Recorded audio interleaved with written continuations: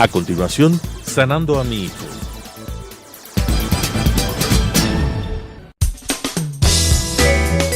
Clasificación A. Apto para todo público.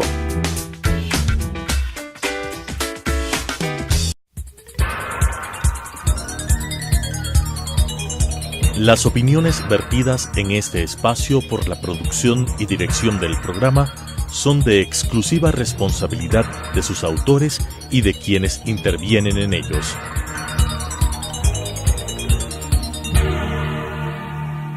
Telesucesos Canal 29 UHF presenta Sanando a mi hijo,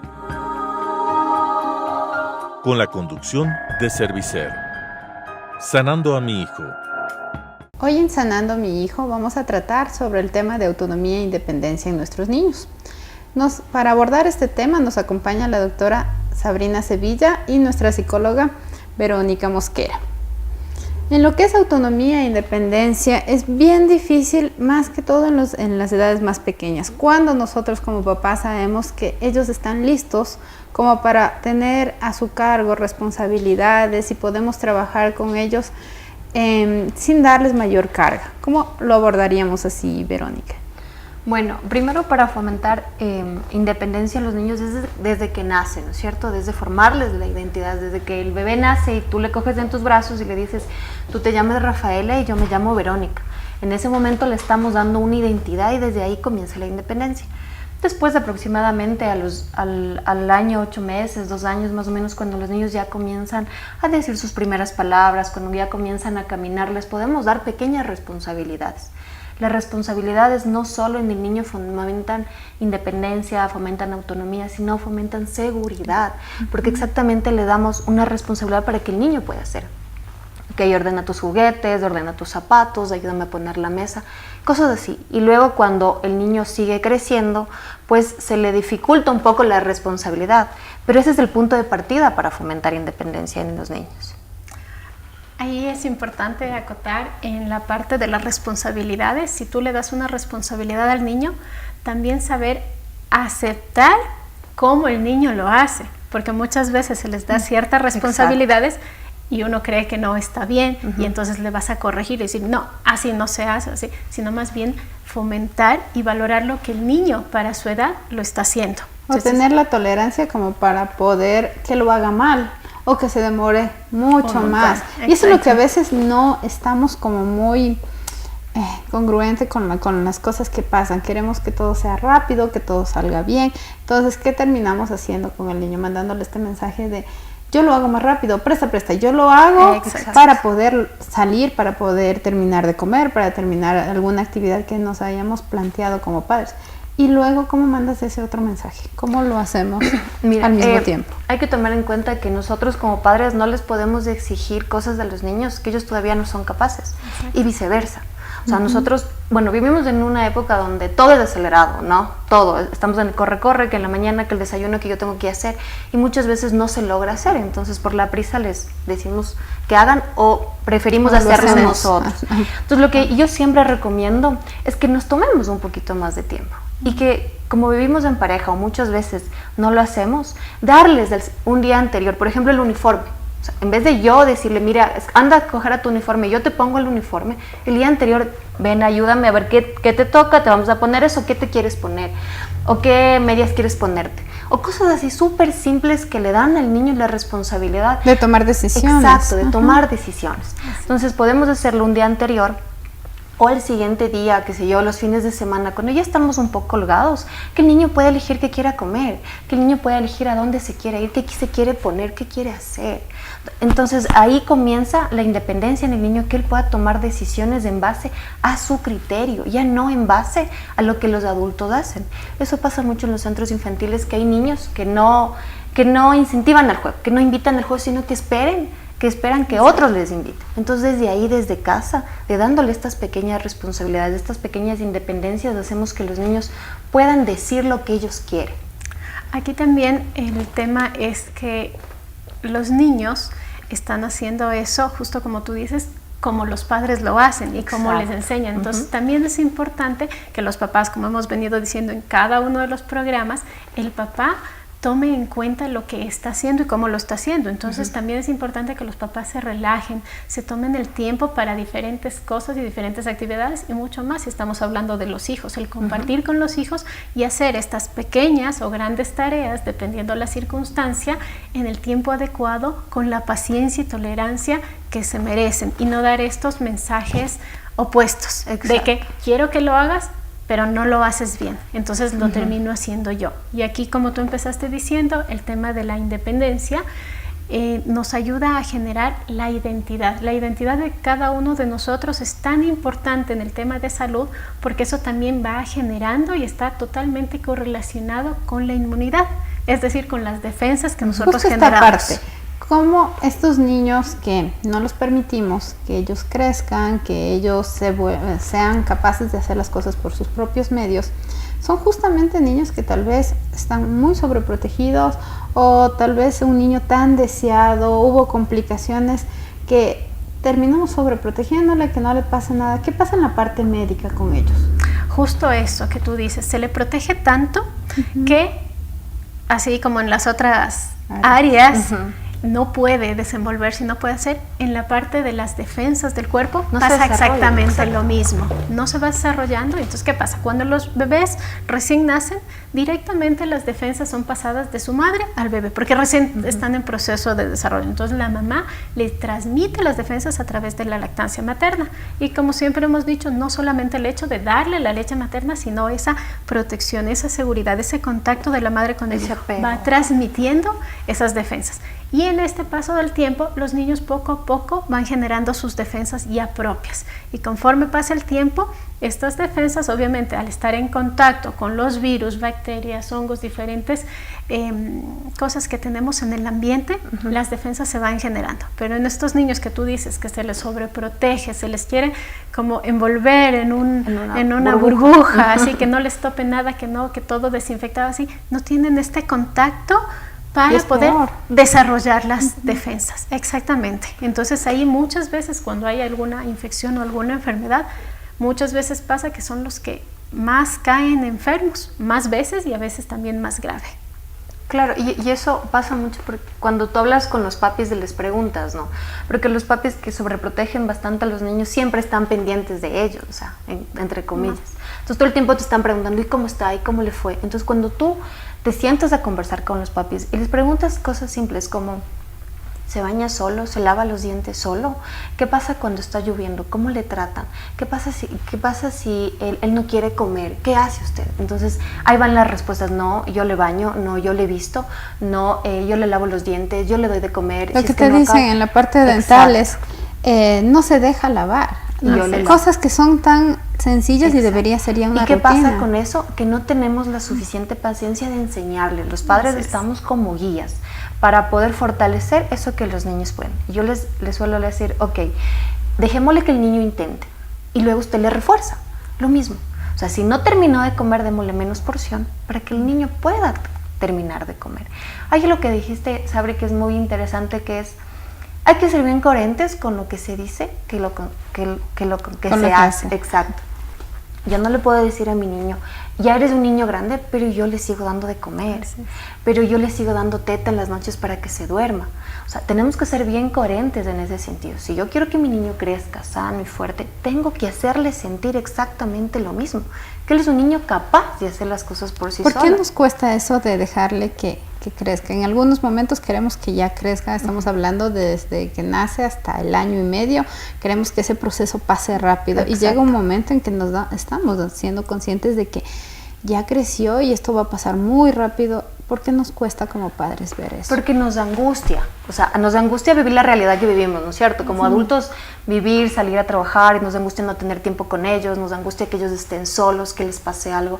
Es algo paranoico que todos los papás tenemos, que todos los papás tenemos y vivimos con eso todo el tiempo. Pero nosotros tenemos que enseñarles las reglas de convivencia. O sea, nosotros de ellos no podemos encapsularles, porque ¿qué va a pasar con esos niños después? Va a pasar que van a tener relaciones tóxicas porque no supieron. Va a pasar que van a vivir en la casa de los papás hasta los 30, 40 años porque no pueden valerse por ellos mismos. Va a pasar que en el trabajo le vayan a decir, tienes que hacer esto. Ok, tengo que hacer. O sea, van a ser adolescentes, van a ser adultos sumisos. Entonces tenemos que darles las herramientas a los niños. Para que se vuelvan críticos. Exacto, para que ellos mismos puedan solucionar los problemas. A mí lo que me encanta es, por ejemplo, si algo pasa, si los dos niños se pegan, ¿qué le vas a decir? No me gusta, no me pegues. ¿Y cómo vas a actuar? Le voy a poner la mano. O sea, no le puedo decir, dile esto, haz esto. No, necesitamos enseñarles al niño que se comunique, que utilice sus palabras. Y ahorita algo que dices sumamente importante justo en este tema de identidad, de autonomía. Exacto. Es esto que acabas de comentar. Le pregunto a mi hijo, a mi hija, ¿qué harías tú? ¿Cómo reaccionas tú? Y refuerzas algo de acuerdo a tus criterios. Cada papá tendrá un criterio específico, a sus valores y todo eso, pero es importantísimo porque ahí estamos dando esa autonomía. Cuando empezamos a decir a los hijos, tienes que hacer así, hazlo de esta manera, hazlo así, porque así es mejor. No, esa soy yo. Esa es mi autonomía, es mi identidad. Cada uno de nosotros somos diferentes, incluso hermanos gemelos. Cada uno tiene su identidad, su personalidad, su autonomía. Entonces el uno puede que frente a una situación reaccione de una manera y el otro frente a la misma situación va a reaccionar de manera diferente. Entonces también ir indagando en nuestros hijos cómo lo hacen ellos o cómo pensarían que lo harían para fortalecer lo que está positivo, y si algo no está positivo poder corregir, pero no decir qué es lo que yo quiero que hagan. Mira, y hablas del respeto que debería fundamentalmente, porque es otra persona, es otro individuo. Tú dices, puede actuar de otra manera, pero puede ser que yo como padre no comparta ni sus amistades, ni sus gustos, ni sus preferencias hasta de la comida, por ejemplo. Pero tengo que aprender a respetarlo, porque en ese momento es donde yo me estoy dando hasta la oportunidad de abrir mi mente y ver que él lo está concibiendo de otra manera el mundo, ¿no?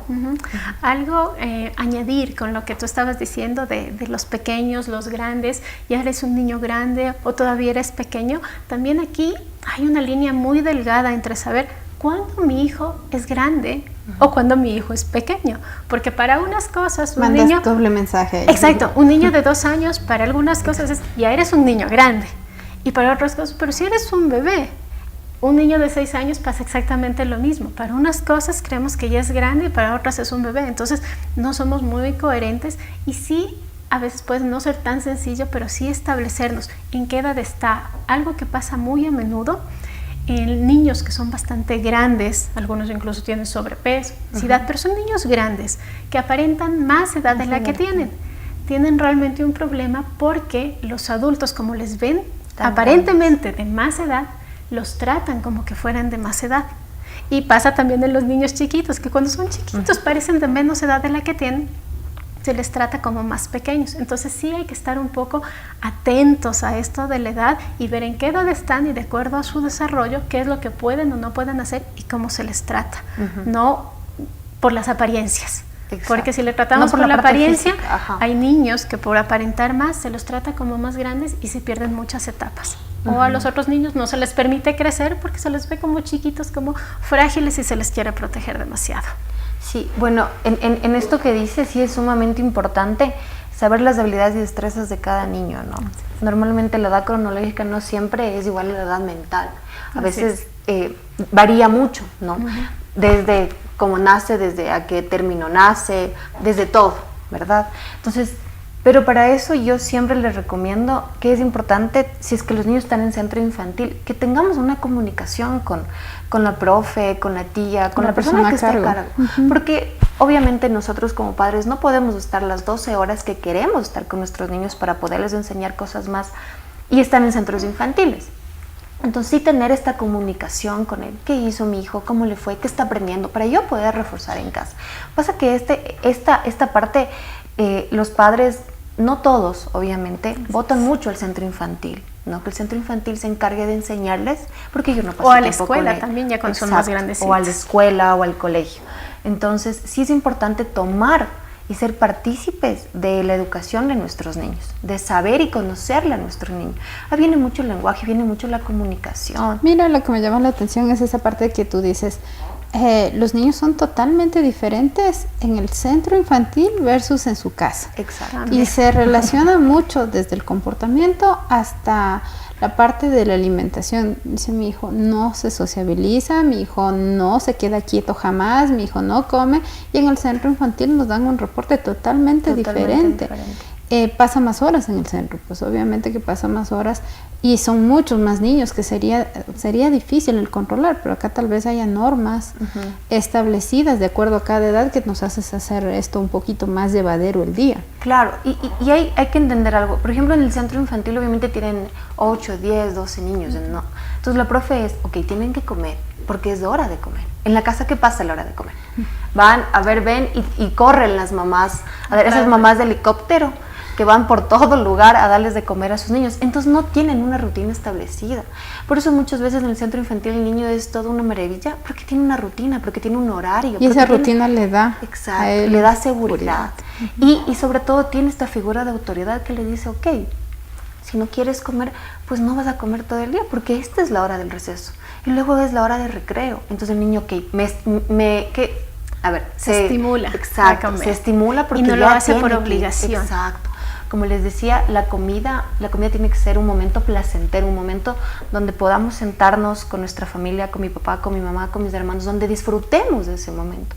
La comida no tiene que ser una frustración para los niños. Un castigo. O un castigo, exacto. Así es. Y algo más de lo que decía Sofi, que es sumamente importante, en la casa, como les decía, en la casa siempre tenemos que reforzar lo que se aprende en el centro infantil. Y muchas veces hay que coger las normas que el centro infantil tiene, las rutinas que el centro infantil tiene. Si yo en el centro infantil o el niño duerme a las 3 de la tarde, tratar de que el niño duerma a las 3 de la tarde en casa o en la escuela, después de la escuela almuerce y que vuelva a hacer siesta, o sea, que descanse. Siempre es importante tener esa comunicación y tener esa relación con los otros lugares donde no pasa en casa. Pero ahí que dices, es importantísimo justo esta comunicación, pero no quitar la responsabilidad, porque más bien los papás, lo que tú empezaste diciendo, es justo eso. Muchas veces, como ya el niño pasa mucho más tiempo en el centro infantil, en la escuela, ¿sí? A veces a cargo de los abuelitos.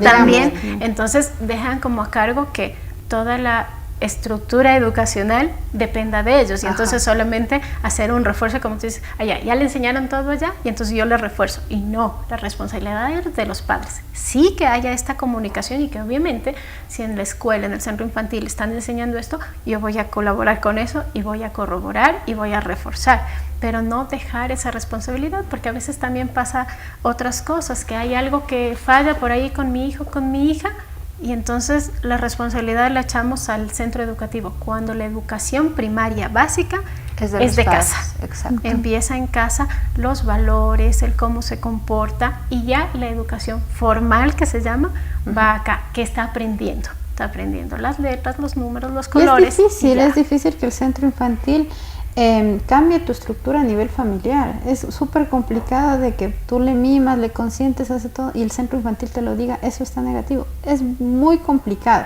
pero sí te das cuenta cuando están a nivel de grupo que hay niños que son súper autónomos, seguros, que pueden, y van a ser niños que a futuro no van a tener tantos problemas en adaptarse a otro medio que ya les va a tocar más próximamente. Entonces son niños en los cuales tú les vas fomentando de a poquito, ¿no? Y vas trabajando con ellos desde el inicio, pero eso es un lenguaje que deberíamos nosotros como papás trabajar conjunto, ¿no? Papá y mamá en el mismo idioma. Y lo que yo decía es que si están a cargo de las abuelitas o de otra persona externa que a veces influye, necesitan hablar el mismo idioma.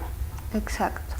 Porque además los abuelos no educan, sino consienten. Entonces, a cargo de quién está educando. Y algo que empezamos desde el inicio, estamos hablando de autonomía en los niños, de las responsabilidades y de lo que hacemos. También, como dijimos, todo es un proceso, entonces empieza con cosas chiquitas, pero va creciendo hasta tener, obviamente, las responsabilidades ya al final de un adolescente, de un joven y después de un adulto. Pero a veces queremos saltarnos esto, entonces los papás no le dieron esa responsabilidad cuando el niño era chiquito y de repente cuando tiene más edad y quiere que solito hagan las cosas. Entonces tener esa coherencia que venimos hablando, de ir, todo es de a poco y hay un rato en el que se le suelta totalmente. Y también eso va a favorecer a los padres, porque el papá que le ha sobreprotegido durante toda su vida no va a pretender que el chico cuando ya cumpla 18 años vaya a la universidad, tome sus responsabilidades con el papá, pero ya eres grande, ya eres adulto, tienes que, pero si nunca le soltó antes, ¿cómo va a pretender que ahorita lo haga? Entonces es un proceso. Antes de los 5 años, los padres somos los llamados a enseñarles todo, normas, reglas, límites, normas de convivencia, responsabilidades. ¿Por qué? Porque los niños trabajan mucho con imitación. Si yo veo que me comunico con mi esposo, si yo veo que le digo a mi esposa que le amo, que le quiero, él va a hacer lo mismo. Si yo veo que ayuda en casa, el niño va a hacer. Como algo normal. Exacto. Es que esa es la crianza respetuosa. Que el niño acepte como algo normal. Que no se sienta... Me pasaba mucho que en los adolescentes que hice yo lavar los platos, pero si en mi casa nunca pasa eso. Es porque no tuvo esa costumbre, porque no vio eso. Exacto. El primer método de enseñanza, ¿cuál es? Es la imitación. Los niños trabajan con imitación. Si yo me paro de cabeza, el niño se va a ir a parar de cabeza en el centro infantil, ¿verdad? Si yo le grito a mi esposa, si yo le grito, los niños van a reproducir exactamente lo mismo. Entonces es sumamente importante que se trabaje con imitación, para que después no nos pase el caso que tú dijiste, que el niño, pero si yo nunca tuve esa herramienta, si a mí nunca me dieron la herramienta para poder desenvolverme o para poder yo tomar decisiones, nunca pasó en mi casa. Entonces es importante que desde chiquitos, desde pequeños, les enseñemos cómo comportarse, les demos esto que hablábamos antes, de darles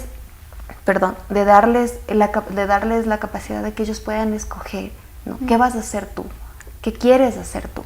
¿Qué necesitas hacer tú? Y aquí estamos fomentando tanto la salud emocional como física, porque todo va de la mano. Exacto. Entonces no puedes pretender que un niño que está con su salud emocional no muy bien fomentada, cimentada, no se vaya a enfermar. Entonces todo está correlacionado, todo va de la mano, y aquí vamos a fomentar esta unidad. Tenemos esa parte que tú nos decías del nombre, que es tan importante que al niño le hablemos y le digamos por el nombre. ¿Por qué? Porque es tan importante no utilizar apelativos, apodos. Porque le minimizamos al niño. Si yo le digo, es que eres mi chiquito, es que eres mi bebé. Hay niños que te dicen así, ¿cómo te llamas? Mi chiquito. Exacto, mi bebé. Y comienzan a hablar como niños. Hay niños que tienen 3, 4 años, que tú le dices, y comienzan a hablar. Y tú dices, ¿tiene algún problema de lenguaje? No. Y ves a la mamá, porque me ha pasado, que entra la mamá y le escucho a la mamá hablar así. Entonces yo le digo, claro, es que la mamá le minimiza, la mamá le hace sentir chiquito, la mamá le habla como bebé. Entonces obviamente el niño va a asumir. Es súper importante darles identidad a los niños, que se reconozcan como un sujeto aparte de todos los otros, que tengan esa individualidad, que ellos sepan que es su cuerpo, su nombre, sus padres, sus hermanos, sus amigos, mi centro infantil, que ellos tengan este sentido de pertenencia, hasta para el cuidado personal. ¿Cómo le enseñas a tu niña a que se cuide físicamente? Que se reconozca que ella es su cuerpo, que se ame igual al niño, ¿verdad? Exacto. Que reconozca sus partes, o sea, todo eso va de la mano con las pequeñas responsabilidades, con la independencia. El hecho mismo que tú le enseñes a bañarse solo a un niño, le da un sentido de pertenencia a mi cuerpo. Este es mi cuerpo y yo lo tengo que limpiar, ¿verdad? Este es mi cuerpo y yo lo tengo que vestir. Este es mi cuerpo y yo lo tengo que alimentar. Entonces ya no es una obligación, ya no es un castigo, ándate a bañar, o ándate a cepillar los dientes, o ándate a dormir, o anda vístete solo. Hay muchos niños que cuando tú le dices, si puedes, sácate los zapatos, se frustran, porque no logran hacer, porque tenemos la costumbre de que yo te saco los zapatos, yo te pongo las medias, ¿verdad? Y no le estamos dando esa apertura para que él Imagínate cómo se va a sentir ese niño cuando ya vaya a la escuela y le toque hacer todo por sí solo. Realmente no le estamos ayudando, realmente lo que le estamos es complicando su vida, su existencia, porque ya se va a topar con grupos mucho más grandes, con profesores mucho más exigentes, que dicen que él ya tuvo que haber aprendido todo esto, lo que tú dices. Ahorita ya tuvo que haberlo dominado y no vamos a esperar y necesitamos que actúe rápido, y esa presión y esa frustración es la que luego a los niños les cuesta mucho superarla. Exacto. Y aquí lo que estabas hablando de la identidad, el nombre es parte de nuestra identidad. Entonces a veces también se usan no solo diminutivos, sino también apodos y esas cosas que identifican al niño de otra manera. Entonces hay personas que ya llegan a la adultez y ¿cómo te llamas? Y normalmente dicen el apelativo, el apodo, como le han llamado normalmente, pero no su nombre. Y ahí es mucho más difícil que la persona se reconozca. Es importante reconocer. A veces también tenemos 2 nombres Hay personas que un nombre, bien, pero el otro nombre no lo reconocen. Es parte de nuestra identidad, nuestros nombres. Entonces sí es bueno. Esto que antes principalmente se decía que tú no debes llamarte o decir así como yo soy tal persona, me amo y estas cosas, o mirarte al espejo y llamarte a ti mismo. Sí es bueno, porque refuerza esta parte de identidad que estás comentando y esta parte de reconocimiento. ¿Quién soy? Porque exacto, cuando no repito mi nombre por las circunstancias que sea, es como que fuera alguien aparte. Entonces sí es importante que nosotros llamemos a los hijos por el nombre, pero si ellos también a veces están diciendo mi nombre es Sabrina y digo, Sabrina hizo tal cosa, y es como, no, pero eres tú, sí soy yo, pero no importa que el niño al principio no identifica en esto de ser yo, del otro, después lo van integrando y lo van identificando, hay que ir fortaleciendo, pero es importante que sí se vayan nombrando. Entonces, cuando uno le está fortaleciendo alguna habilidad al niño, decir, a ver, tú que eres Rafael, sí puedes. A ver, Rafael, dale, con el nombre. Y incentivando esta parte de autonomía, de responsabilidad, pero de identidad. Exacto. Les agradezco mucho por el programa, nos quedó un poquito corto realmente el tema. Lleva encadenado muchísimas cosas, ¿no? No solamente es directamente a la parte de autonomía, sino vemos todo el desarrollo de los niños está ligado a cómo nosotros les damos la fortaleza a nuestros niños para que puedan desarrollarse. Muchas gracias. Las opiniones vertidas en este espacio por la producción y dirección del programa son de exclusiva responsabilidad de sus autores y de quienes intervienen en ellos.